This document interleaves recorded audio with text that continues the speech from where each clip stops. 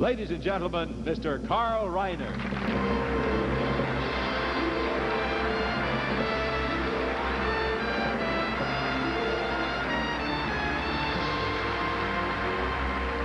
My recollections of Ernie Kovacs come in the form for which he was most famous, a series of blackouts. Close-up on two young actors staying at the Beverly Hills Hotel.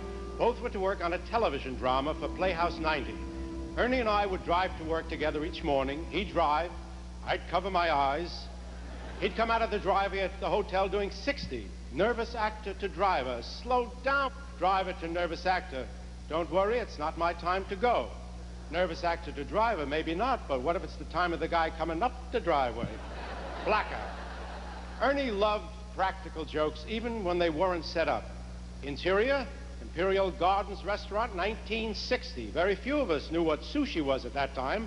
I knew, Ernie knew, Jack Lemmon didn't know. Lemmon joins us late, sits down on the floor with us. The waitress had set out little dishes of powerful green mustard called wasabi. It was placed on a slice of radish with a piece of cucumber. Close-up of Jack Lemmon saying, "What's that?" And over to Ernie, "You're late, but we saved you an appetizer. Just pop it in your mouth and enjoy it." Close-up of Jack as he does what Ernie suggests, and my voice is heard in the background saying, "No, a beat too late." After 4 bites, push in to reveal Jack Lemmon's eyes, a cartoon come to life, pinwheels and lights flashing from the pupils as he reaches for a whole pitcher of the water. Blackout. Ernie Kovacs was an original, and his story reads like a story he might have made up to keep his audience amused and fascinated. In the early 50s, this music meant the appearance of a creative genius known as Ernie Kovacs.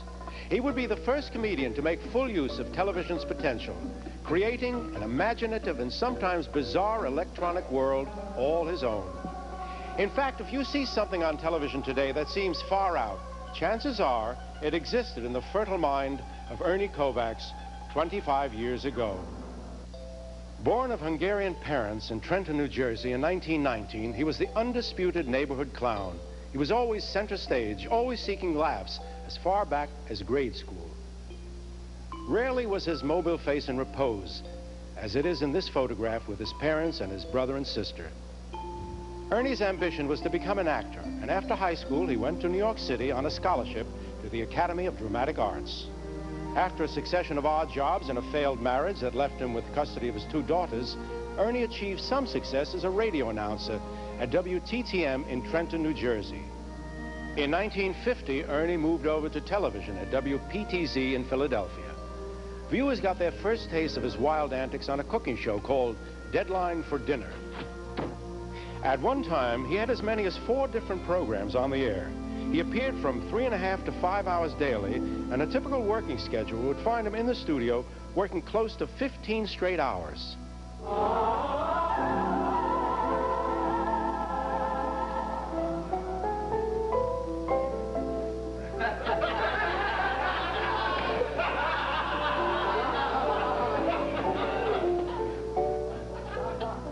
Somebody seemed to have slipped a little fish into my martini. Some prankster on the floor. It was during those hectic years he met and married the lovely musical comedy star, Edie Adams, who also became a member of the cast. His daughters would come to visit him on the set, as these home movies show, but unfortunately, these happy times wouldn't last. His newfound joy was suddenly shattered when his estranged wife vanished with both his daughters. Ernie spent over 2 years and huge sums of money in private detective fees trying to track down his children. During this time, no one knew the anguish he was going through as he was making the nation laugh. Eventually, he found his daughters in Florida, and he brought them back to New York City to live with him and Edie in the 17-room duplex apartment on Central Park West. As Ernie's popularity soared, he hopscotched from one network to the other, going from show to show. In 1956, he was offered a major break by taking on the job of hosting The Tonight Show.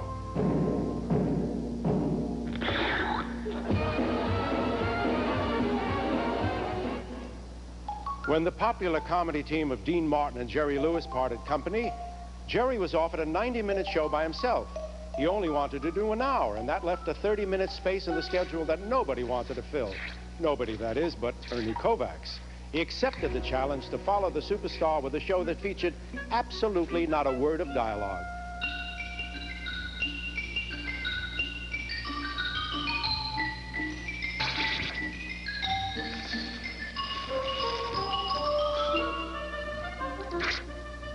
The next morning, everyone was talking about this remarkable tour de force that featured visual comedy as it had never been seen before.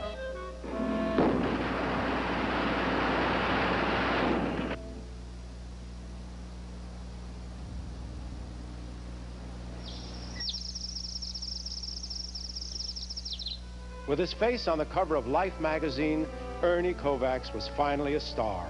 He moved to the West Coast, but brought with him a mountain of problems with the IRS. Ernie didn't believe in paying taxes, and he piled up huge debts on business schemes that read like some of his more incredible sketches. His approach to money also showed up in his work, and he would spend more than he was making to get the effect he wanted. In one case, he spent over $12,000 to get one particular stunt that would last a total of 8 seconds.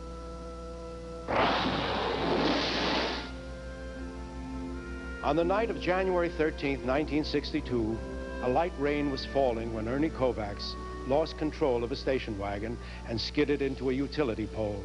He was killed instantly, a week before his 43rd birthday. Ernie Kovacs was seen on television for a brief 12 years, but he has left us a rare heritage of laughter, the kind that will never grow old or perish.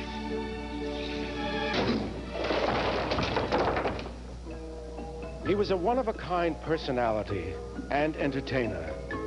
And in our lifetime, we are fortunate to have even one Ernie Kovacs.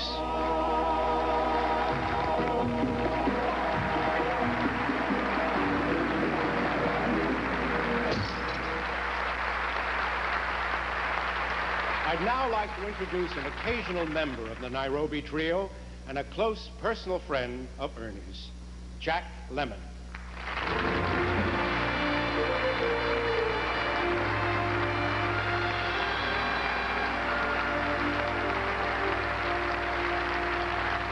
Thank you. They say that you can really get to know a fella if you share a foxhole with him. And thank God I never had that particular honor with Ernie Kovacs, but I did spend many an evening playing gin and poker with him. I think you can also tell a lot about a guy by the way he plays his hand. With Ernie, you could never tell when he was bluffing because like everything else that he did in his life, every gesture was a grand one. It would be a pair of deuces or a royal straight flush. He'd play them the same way. He lived expansively and expensively, but he always had a very keen appreciation for quality merchandise.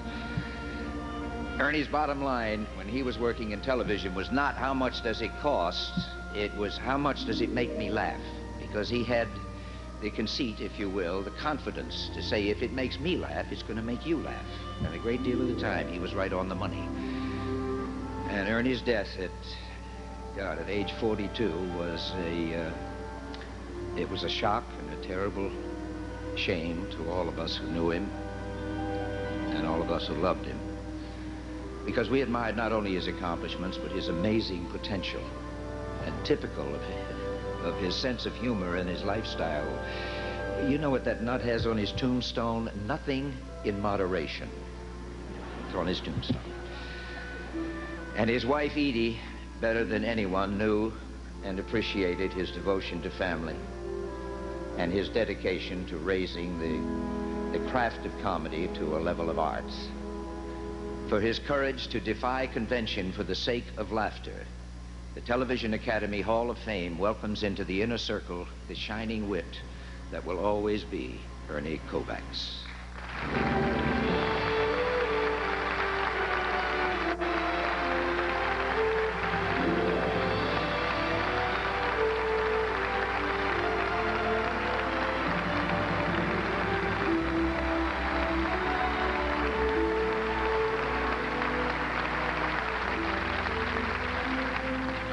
You know, Ernie would have loved this.